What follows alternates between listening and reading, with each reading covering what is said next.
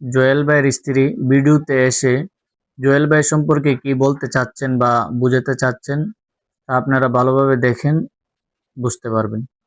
আজ আমি আমার হাজবেন্ডকে নিয়ে কিছু কথা বলবো। আমার অনেক আগেই বলা উচিত ছিল, একটু দেরি হয়ে গেল মনে হয়। আমার হাজবেন্ড যে এত পরিমাণের খারাপ একটা মানুষ, সত্যি আমার জানা ছিল না যে ও এত পরিমাণের খারাপ। যদি না আপনাদের কাছ থেকে এই ধরনের কমেন্টগুলো আমি না শুনতাম, তাহলে হয়তো আমি কখনো বুঝতেই পারতাম না। কিছু লোক প্রায়ই কমেন্ট করে থাকে, আমার হাজবেন্ড নাকি 5,000 টাকা দিয়ে 20,000 টাকা ইনকাম করে, আমার হাজবেন্ড নাকি বউ ব্যবসায়ী, আমার হাজবেন্ড নাকি বাটপার।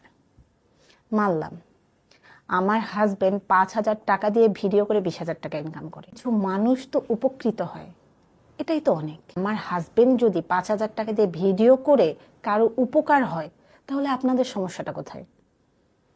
আমাদের দেশে এমন অনেক বড় বড় গ্রুপ আছে, যেমন বসুন্ধরা, প্রাণ, পিএইচপি, আরো অনেক। কখনো কি শুনেছেন তাদের দ্বারা কোনো একজন মানুষ স্বাবলম্বী হয়েছে? না জেনে শুনে কখনো কাউকে কোনো ধরনের বাজে কমেন্ট করবেন না।